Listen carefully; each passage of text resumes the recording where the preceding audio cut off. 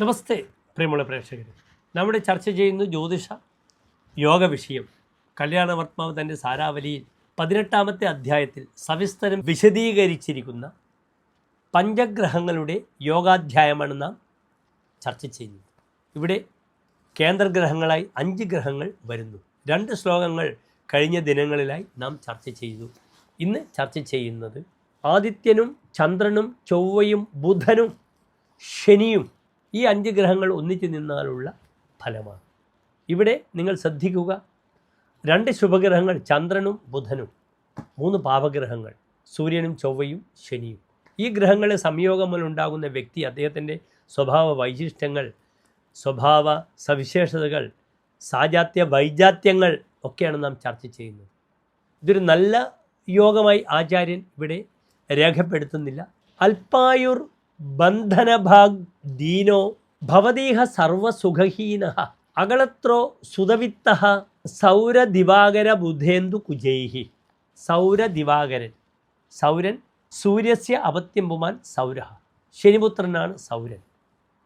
പിന്നീട് ദിവാകരഃ എന്നാൽ സൂര്യൻ, പിന്നീട് ബുധൻ, പിന്നീട് ബുധൻ്റെ മാതാവായ ചന്ദ്രൻ, പിന്നീട് കുജൻ.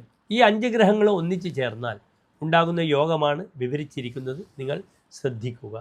ഈ യോഗത്തിലുള്ള ജനിച്ച വ്യക്തി അല്പായുസ്സാണ്. അല്പം ആയുഹു യസ്യ സഹ, അല്പായുഹു ദീർഘായുസ്സല്ല എന്ന് പറയുന്നു. ഒരുപക്ഷെ അദ്ദേഹത്തിൻ്റെ മരണം വലിയ ദീർഘായുഷ്മാനായിരിക്കില്ല. അതിനു മുന്നേ തന്നെ അദ്ദേഹത്തിൻ്റെ ക്ലേശങ്ങളും ശാരീരിക അവസ്ഥകളും മൂലം അദ്ദേഹം മരണപ്പെടാൻ സാധ്യത ആചാര്യൻ പറയുന്നു. ഇവിടെ ചന്ദ്രനും ബുധനുമൊക്കെ വളരെ ദുർബലരായി മൗഢ്യത്തോടുകൂടി നിൽക്കുകയാണെങ്കിൽ മേൽപ്പറഞ്ഞ രീതിയിൽ സംഭവിക്കാനുള്ള അവകാശം ഉണ്ട്. പിന്നീട് പറഞ്ഞിരിക്കുന്ന യോഗം എന്താണ്? ബന്ധന ഭാഗ്. അദ്ദേഹം എപ്പോഴും ബന്ധനത്തിന് പാത്രമാകുന്നു. അദ്ദേഹം ജയിലിൽ അടക്കപ്പെടുന്നു. ഇല്ലീഗലായ കാര്യങ്ങളൊക്കെ നടത്തി അദ്ദേഹം എന്താകുന്നു? ബന്ധനത്തിന് പാത്രമാകുന്നു. ദീനഹ, അങ്ങേറ്റം ദുഃഖിതനായി മാറുന്നു.